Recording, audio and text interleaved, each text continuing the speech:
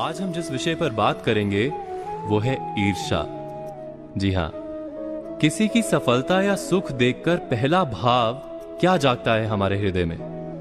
किसी पुरुष को सुंदर पत्नी या किसी स्त्री को सुंदर पति प्राप्त होते हैं, बड़ा वाहन या कोई सम्मान प्राप्त होता है, तब हम अवश्य आनंद तो प्रकट करते हैं। किंतु क्या हृदय नहीं कहता, ये सुख या सफलता अथवा ये वस्तु दूसरे को नहीं मिलती तो हमें सुख होता। उस सुख या सफलता पाने के लिए हमने कभी प्रयत्न भी नहीं किया। उस वस्तु की इच्छा तो दूर, हमने उस वस्तु का स्वप्न भी नहीं देखा, फिर भी मन ईर्ष्या से भर जाता है। हम दूसरों का दुख देखकर आनंदित होते हैं और दूसरों का सुख देखकर दुखी हो जाते हैं। हम अपना सुख भोगना छोड़ ईर्ष्या के कारण व्यर्थ ही दुख माथे पर उठा लेते हैं। तो ये ईर्ष्या क्या है जो बिना कारण हमारे सुख का भोजन कर जाती है? इतना तो हम जान गए कि ईर्ष्या हृदय का गुप्त भाव है। हम लाख समझते हो कि ईर्ष्या उचित नहीं, फिर भी ईर्ष्या जाग जाती है। उसको अंकुश में रखना भी असंभव सा है, क्योंकि निरंतर हृदय में रहती नहीं। ईर्ष्या से छूटने का केवल एक मार्ग है कि ईर्ष्या की जड़ से हम परिचित हो जाएं। इस रोग के लिए समझदारी से उत्तम कोई औषधि नहीं। तो ईर्ष्या क्या है, कहां से जन्म लेती है?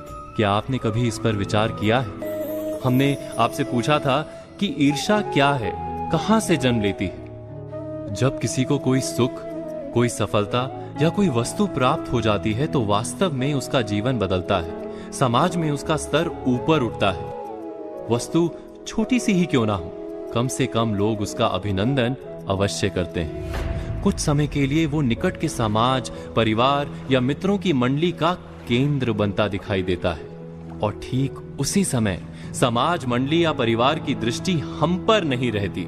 दुख का कारण यही है कि हमारा महत्व हमें कम होता दिखाई देता है। क्या ये सत्य नहीं?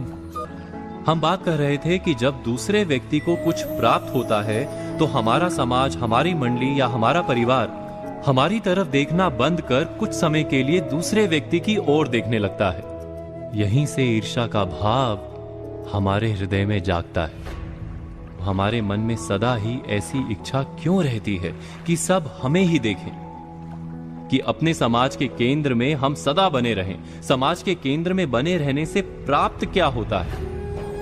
विचार कीजिए। जब तक समाज के केंद्र में हम हैं, हमें प्रतीत होता है कि हम महत्वपूर्ण है।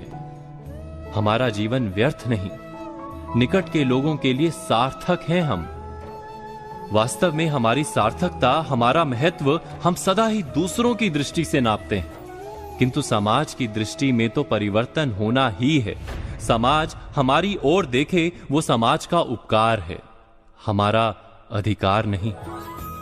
हमारी सार्थकता का प्रमाण जब स्वयं हमारे अपने हृदय से प्राप्त होने लगे, हम अपने जीवन से रस उठाने लगे, अर्थात जब हमारा हृदय आत्मविश्वास से भर जाए, तो ईर्ष्या का भाग अपने आप चला जाता है।